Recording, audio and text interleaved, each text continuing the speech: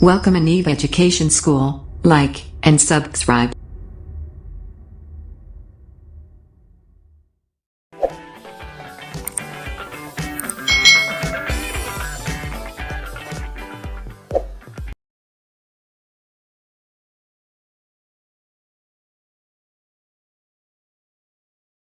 Bismillahirrahmanirrahim. Assalamualaikum warahmatullahi wabarakatuh. Selamat pagi semuanya. Apa kabarnya di sana? Saya doakan semoga teman-teman semua selalu dalam keadaan sehat dan selalu dalam lindungan Allah Subhanahu wa taala. Teman-teman semuanya, di kesempatan kali ini saya akan membahas terkait dengan salah satu permainan dalam olahraga, yaitu permainan olahraga bola besar. Untuk materi yang nanti saya akan bahas terkait dengan olahraga sepak bola. Jadi, dalam olahraga permainan bola besar itu terbagi menjadi beberapa jenis olahraga saja. Yang saya presentasikan di sini tidak semuanya, namun saya hanya mengambil contoh beberapa saja olahraga permainan bola besar. Yang pertama adalah bola voli, kemudian bola basket, kemudian futsal, kemudian sepak takraw, rugby, dan handball. Kemudian yang terakhir adalah sepak bola. Nah, di kesempatan kali ini saya akan memberikan sedikit materi terkait dengan sepak bola, meliputi sejarahnya dan sebagainya. Yang pertama, pengertian sepak bola. Sepak bola merupakan salah satu jenis permainan bola besar yang dimainkan secara beregu. Pemain dalam sepak bola berjumlah 11 orang atau biasa kita sebut dengan kesebelasan. Lalu sebenarnya apa tujuan dari permainan sepak bola? Tujuan dari permainan sepak bola yaitu memasukkan bola ke gawang lawan sebanyak mungkin dan menahan atau menghalangi bola lawan supaya tidak masuk ke gawang kita. Jadi pada umumnya permainan sepak bola ditentukan yang menang atau kalah berdasarkan jumlah bola yang masuk ke gawang. Dalam artian ke gawang lawan. Semakin banyak kita memasukkan bola ke gawang lawan, maka bisa jadi kita sebagai tim yang menang. Sementara apabila gol yang kita cetak ke gawang lawan itu sedikit, maka kita bisa dikatakan sebagai tim yang kalah. Seperti itu kurang lebihnya. Lalu dalam permainan sepak bola itu ada beberapa teknik dasar yang harus dipelajari sebagai seorang pemain sepak bola. Yang pertama yaitu menendang atau biasa kita sebut dengan shooting. Teman-teman juga boleh menyebutkan dengan kicking, ya. Jadi teman-teman boleh menyebutnya shooting ataupun kicking. Itu untuk yang teknik dasar yang pertama. Kemudian untuk teknik dasar yang kedua itu adalah menggiring. Menggiring dalam bahasa Inggris bisa disebut dengan dribbling. Kemudian teknik dasar yang ketiga yaitu mengontrol atau controlling. Kemudian yang keempat itu menyundul atau heading. Kelima yaitu mengumpan atau biasa dikenal sebagai passing. Dan yang keenam adalah lemparan ke dalam atau throw in. Jadi itu adalah beberapa teknik dasar yang akan kita juga bahas nanti di slide selanjutnya.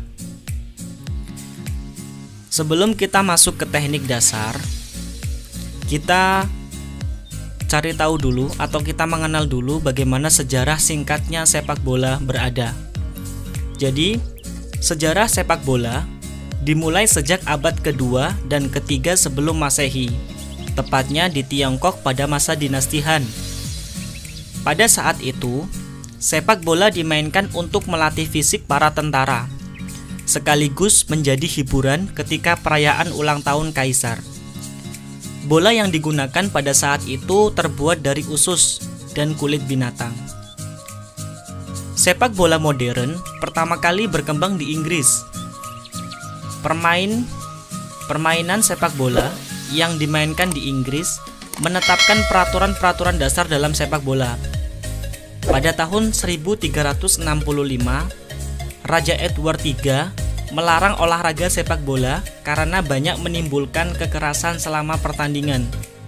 Jadi pada saat itu, olahraga sempat dihentikan karena dalam pertandingannya banyak sekali menimbulkan kekerasan, terutama saat pertandingan berlangsung. Kemudian, selama tahun 1800-an, permainan sepak bola dibawa oleh pelaut, pedagang, dan tentara Inggris ke berbagai belahan dunia. Jadi, perkembangan sepak bola di dunia itu salah satunya dipengaruhi oleh para pelaut, pedagang, dan tentara Inggris yang pergi ke belahan dunia yang lain, termasuk di Indonesia. Kemudian, tahun 1904, Asosiasi Sepak Bola Dunia atau kita biasa sebut FIFA didirikan di Paris, Prancis dengan beranggotakan Swedia, Swiss, Spanyol, Belanda, Belgia, dan Prancis. Kemudian pada tahun 1930, Piala Dunia mulai diselenggarakan di Uruguay yang diikuti oleh 13 tim. 7 tim diantaranya berasal dari Amerika Selatan, 4 tim dari benua Eropa, dan 2 tim berasal dari Amerika Utara. Saat ini, olahraga sepak bola menjadi olahraga paling populer di dunia, mengalahkan jenis atau cabang olahraga yang lain. Lalu kemudian, terkait dengan sarana dan prasarana dalam olahraga sepak bola. Terkait dengan sarananya sendiri, ada beberapa hal yang ingin saya sampaikan. Terkait dengan sarana, yang pertama adalah bola. Karena bernama sepak bola, jadi alat yang atau sarana yang paling utama adalah bola. Kemudian sarana yang kedua adalah pakaian atau jersey yang biasa kita sebut. Kemudian ada sepatu. Kemudian ada kunz. Keempat ini merupakan sarana yang ada pada olahraga sepak bola. Namun sebenarnya masih banyak lagi sarana yang bisa kalian cantumkan di sini. Namun saya hanya menjelaskan beberapa saja terkait dengan sarana pada olahraga sepak bola. Kemudian kita beralih ke prasarana. Ya, untuk prasarananya sendiri, yang pertama adalah lapangan sepak bola itu sendiri. Kemudian yang kedua itu ada gawang beserta bendera pada sudut lapangan. Itu merupakan bagian sarana dan prasarana yang ada di sepak bola. Namun tentunya di luar dari ini masih banyak sarana dan prasarana yang bisa kalian tuliskan ya, atau kalian bisa cari sendiri seperti itu. Kemudian untuk lapangan sepak bola sendiri, pada pertandingan internasional dewasa, lapangan sepak bola itu memiliki panjang yang berkisar antara 100 sampai 120 meter dan lebarnya 65 sampai 75 meter. Itu untuk pertandingan yang levelnya internasional seperti Liga Champion, Liga Eropa, terus Liga Inggris, Liga Spanyol. Jadi itu merupakan rata-rata atau kisaran panjang dan lebar dari lapangan sepak bola itu sendiri. Kemudian permainan sepak bola itu dimainkan selama 2 kali 45 menit. Jadi dalam artian satu babaknya itu dimainkan selama 45 menit. Kemudian ditambah istirahat selama 15 menit. Jadi di antara babak pertama dan babak kedua itu ada jeda istirahat. dan waktunya yaitu sekitar 15 menitan. Kemudian jika pertandingan menghasilkan gol ataupun kedudukan yang sama, maka akan ada perpanjangan waktu selama 2 kali 15 menit. Begitu teman-teman terkait dengan permainan sepak bola. Kemudian kita lanjutkan. Untuk ukuran gawangnya sendiri, untuk panjangnya yaitu 7,32 meter. Ini mengadopsi untuk yang internasional. Kemudian untuk tingginya itu yaitu 2,44 meter. Seperti bisa teman-teman lihat di layar. Panjang dan tingginya seperti itu. Untuk jenis bola, jadi dalam pertandingan resmi atau pertandingan yang diselenggarakan FIFA, untuk bola yang digunakan juga bukan bola sembarangan. Dalam artian ukurannya boleh kecil ataupun sangat besar. Namun ada standarisasinya terkait dengan bola yang digunakan. Untuk jenisnya, bola terbuat dari kulit atau bahan lain yang dapat digunakan. Jadi untuk kulitnya sendiri atau untuk bahannya sendiri dari bola itu biasa menggunakan kulit atau bahan yang lain. Kemudian untuk kelilingnya sendiri, keliling bola itu sekitar 68 sampai 71 cm. Kemudian tekanan dari bola itu sendiri 0,60 sampai 0,70 atm. Kemudian untuk berat bola sendiri sekitar 396 sampai 453 gram. Itu adalah standarisasi untuk pertandingan bola atau bola yang digunakan di pertandingan resmi.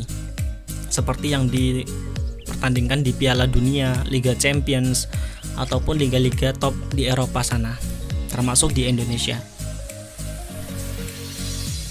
Di awal tadi kita telah menyebutkan beberapa teknik dasar dari sepak bola itu sendiri. Ada sekitar 6 teknik dasar yang akan kita pelajari. Untuk teknik dasar yang pertama yaitu menendang. Jadi menendang itu dalam sepak bola dibagi menjadi beberapa bagian. Yang pertama menggunakan kaki bagian dalam, kemudian menggunakan punggung kaki atau biasa kalian sebut dengan kura-kura kaki, itu boleh. Atau kalian dan yang ketiga adalah kaki bagian luar. Jadi saya ulangi, menendang itu dibagi menjadi 3 bagian: kaki bagian dalam, punggung kaki, dan kaki bagian luar. Untuk kaki bagian dalam bisa kalian lihat, jadi perkenaannya nanti berada di sisi samping jempol kaki kalian. Itu adalah bagian dalam. Ya. Sekali lagi, untuk perkenaan bolanya berada di sisi jempol kalian, jempol kaki. Perkenaan kaki dengan bola itu disebut kaki bagian dalam. Sementara untuk menendang menggunakan punggung kaki, berarti bagian kaki yang digunakan adalah bagian atas atau bagian telapak kaki bagian atas. Bisa kalian sebut punggung kaki. Itu untuk perkenaan berkaitan dengan kaki dan bolanya. Kemudian kaki bagian luar, ya, bisa kalian lihat di gambar yang ketiga. Jadi perkenaannya bola berada di bagian luar kaki. Kemudian untuk teknik yang kedua, menggiring. Jadi menggiring itu terbagi menjadi 3 bagian. Sama seperti menendang tadi, menggiring dibagi menjadi 3. Yang pertama menggiring bola dengan kaki bagian dalam. Yang kedua, menggiring bola dengan kaki bagian luar. Dan yang ketiga, menggiring bola dengan punggung kaki. Ini adalah ketiga jenis yang umumnya dipakai para pemain sepak bola ketika mereka menggiring bola. Yang berikutnya yaitu mengontrol. teknik mengontrol. Teknik mengontrol itu dibagi menjadi 4 bagian. Yang pertama menggunakan kaki bagian dalam. Jadi ketika bola datang, perkenaannya nanti akan berada di sisi samping jempol kalian, jempol kaki kalian.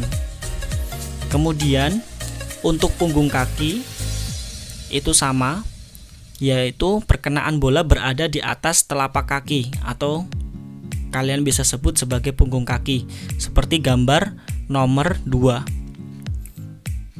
Kemudian yang ketiga yaitu kaki bagian luar. Sama seperti menendang tadi atau gambar yang sebelumnya, kaki bagian luar berarti berada di sisi luar dari kaki kita. Dan yang keempat yaitu telapak kaki atau berada di bawah telapak kaki kita untuk perkenaan bolanya. Itu adalah teknik dasar mengontrol yang terbagi menjadi 4 bagian. Kemudian menyundul atau heading. Jadi teknik yang berikutnya adalah menyundul. Menyundul juga dibagi menjadi beberapa bagian. Menyundul yang pertama, menyundul bola tanpa melompat. Kemudian menyundul sambil melompat dan menyundul sambil melompat namun dari arah samping. Perkenaan bolanya pun bisa sama di bagian kepala, namun untuk arah datangnya bola itu menyesuaikan. Dalam artian ketika bola itu datang dari hadapan kalian, kalian bisa menggunakan bagian kepala bagian depan untuk menyundulnya. Kemudian kalian juga bisa menggunakan bagian samping kalian ketika memang bola datang dari arah samping badan kalian. Kalian bisa lihat pada gambar seperti itu, terbagi menjadi 3 bagian terkait dengan teknik menyundul. Kemudian teknik berikutnya yaitu mengumpan. Mengumpan atau passing dalam sepak bola terbagi menjadi 4 bagian. Yang pertama, kaki bagian dalam, kemudian punggung kaki, kemudian kaki bagian luar, dan telapak kaki. Untuk gambarnya bisa kalian lihat di layar seperti itu untuk mengumpan. Kemudian yang berikutnya yaitu melempar atau throw. Jadi melempar dalam sepak bola juga ada aturannya, tidak asal melempar saja. Kalian lihat lingkaran yang berada pada gambar itu. Jadi posisi kaki pemain sepak bola harus berada di luar lapangan, tidak boleh memasuki lapangan itu sendiri. Kemudian posisi bola ketika akan dilempar itu berada di belakang kepala. Tidak boleh melempar bola, itu bolanya berada di depan dada ataupun depan wajah kita. Jika ada pemain yang melakukan seperti itu, bisa jadi nanti akan diulangi lagi untuk proses pelemparannya. Seperti itu. Itu merupakan peraturan atau cara melempar dalam permainan sepak bola. Kemudian formasi pemain sepak bola. Jadi dalam formasi pemain sepak bola itu sangat banyak modelnya. Namun pada kesempatan kali ini saya hanya ingin memberikan gambaran sedikit terkait dengan formasi pemain sepak bola. Jadi formasi yang akan saya gunakan yang mungkin sudah banyak orang kenal yaitu formasi 4-4-3 ya, yang nantinya akan meliputi seperti ini. Yang pertama ada kiper ya, di bagian belakang berjumlah 1 orang ya sebagai penjaga gawang atau kiper. Kemudian 4 orang atau kita biasa disebut sebagai pemain belakang atau bertahan. Kemudian ada 3 orang sebagai pemain tengah atau yang disebut sebagai gelandang. Dan 3 orang berikutnya itu sebagai pemain depan atau disebut penyerang. Jika kalian jumlah, total orang yang berada di lapangan ada 11 orang. Namun pada umumnya untuk formasi sendiri itu dihitung dari defendernya atau pemain bertahannya. Jadi semisal pada gambar ini ada 4-3-3, berarti ini yang dimaksud formasi 4-3-3. Jadi kiper tidak dihitung. Seperti itu. Jadi kalian bisa cermati sendiri.